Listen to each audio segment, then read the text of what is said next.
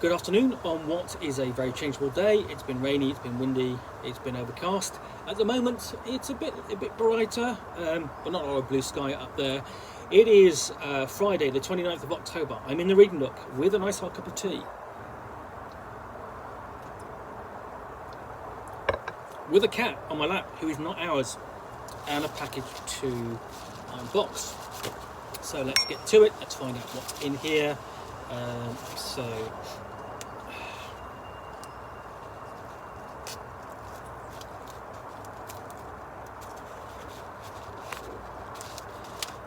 It's just almost there.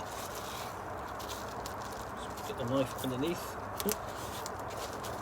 The plastic and the sellotape.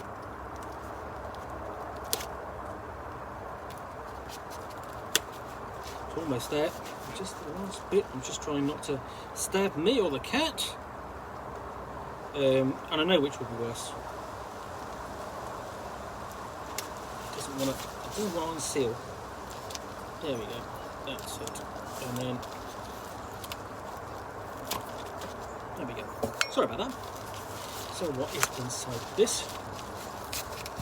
It's still not going to come. There we go. So opening it up, what we have got in here is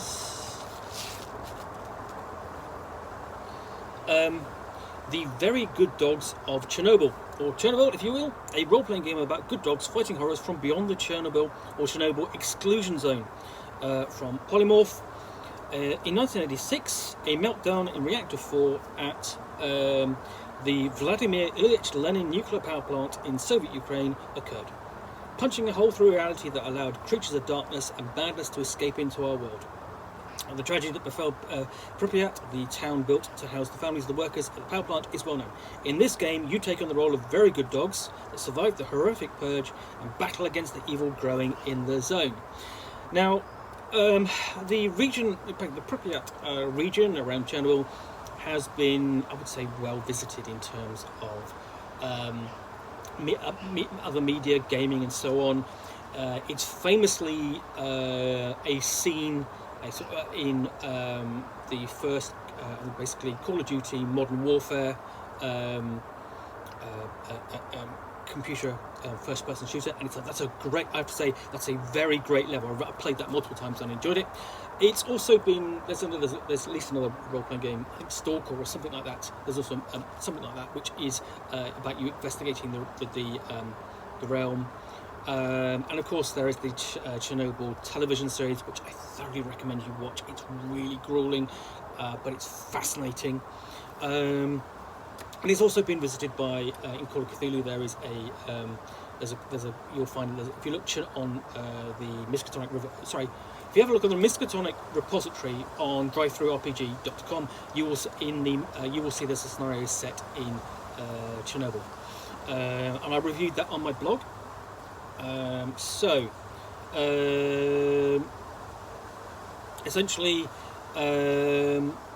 Essentially, okay, so it's repeating the same inside what we've got in here. The tragedy that befell Pripyat, the town built to house the workers, is well known, forced to flee to abandon their lives, their homes, and even their loyal family dogs. Only those pets that fled to the woods survived the purge of the army and the flames of the reclamators. In this role-playing game, you are those very good dogs. So you have a essentially sort of semi-anthropomorphic role-playing game here. So I'm not saying you play humanoid dogs, you actually play the dogs themselves. We are dogs, good dogs. There was a time before this, there was a time when people were still here. Happy people, laughing people, they ate and slept and played, and we loved them. Before that night, before the night of the wormwood star, the night of the plume, the night of the eye, before this darkness. So, this was a time when dogs and humans were friends, a time when our packs lived with the humans in their homes filled with children and food and light and pups. Not like now. We are dogs, we are still good dogs. We live in a place that the humans once called Pripyat, after the river that flows through the land here. Now they call it the Exclusion Zone, or just the zone. When the people come here now, they do not smile, they hold no food in their hands. Instead, they carry weapons, they do not offer their hand, so that we may smell their smell. They point guns at us, they come to fight. They come in their trucks wearing heavy plastic skins and helmets made of metal and glass, and so on you get the tone and feel. And so, essentially you have quite a long introduction here. Basically a piece of colour fiction. So this keeps going on before we get into the actual game itself, where we have be safe, have fun, tools of having a safe game, because this is essentially it's a difficult subject because essentially of what happened of the disaster and the suffering that it caused. But essentially, you would expect a warning like that. Again, it also has an open door policy about who to accept at your table and be willing to accept people at your table. I think I like that. And essentially, it introduces the O card or the 0 card. Take a second card, draw an O. This is an addition to the X card. Okay. Basically, when something that you like happens during a game, tap the O card. This tells anyone that you want more of, or simply enjoyed that content. Okay, just basically, if something gets X carded and or O carded, X carding always takes precedence. Let it drop. So basically the standard warning, and that's fair enough. Okay, so we have this is, I said, okay, very good dogs of Chernobyl, telling a story together, finding out what happened in the horribly radioactive and otherworldly horror inhabited exclusion zone. So this gets down to the actual role-playing itself and requirements for play. You need the basically set of polymorph dice, not D12 or D20, and it explains gameplay honestly with the MC. What's the MC? I'm presuming that's the master controller, whatever it is. I can't see it anywhere. That's fine.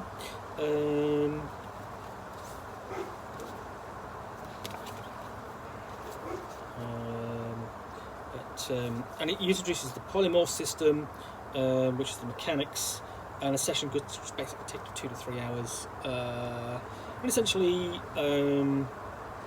let's have a look.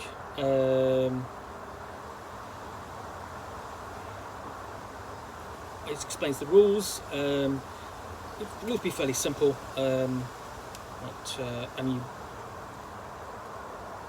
a look. See what basically. And characters, the dogs essentially are defined by their die type. Sample character there, and you have different types of characters. So you have the elder, the courser, the hunter,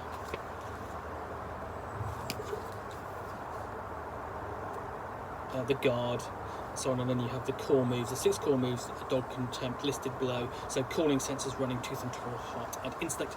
Essentially, a little bit like a Powered by the Apocalypse role-playing game. And we're basically exploring, basically covering those there.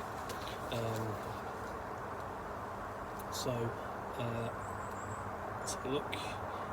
We have danger. There are no hit points, armor ratings, or the like in the game. When a dog fails at a dangerous action or a save, they gain a danger. When a character receives a danger, they need to make a danger roll. The danger is essentially they roll higher than the current danger. They are fine and suffer no ill effect except the failure result. They now have a higher total danger, making the next danger roll even more dangerous. So you have like a spiraling effect of basically dealing with the creature, the encounters within the zone. If they roll lower than their current danger, they suffer a consequence and then clear the danger. See consequences. So we've got a list of possible things that the dog can suffer.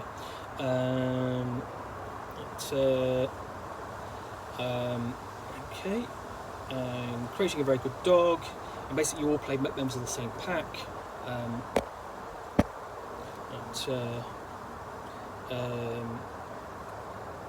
And we've basically got a guide to them there. And then we take you into essentially basically backgrounds about the dogs and the breeds available, such as the toy chick, and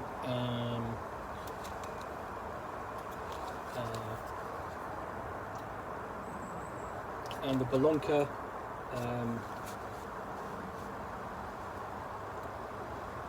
of course the Leica, which most people will have heard of,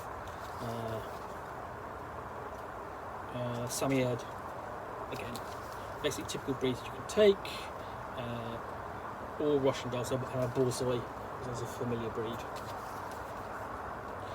Husky, Black Terrier, and basically we've got calling like Alpha, Fighter, Guide, Mascot, Shadow, Shepherd, so on, then right down to Witch, So you can have dogs with strange powers, and they keep them safe from the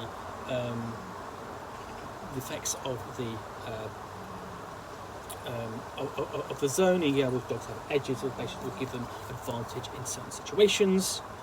Then we have a few good dogs, essentially, which you can use as sample characters. I'm running the zone, a guide for the MC.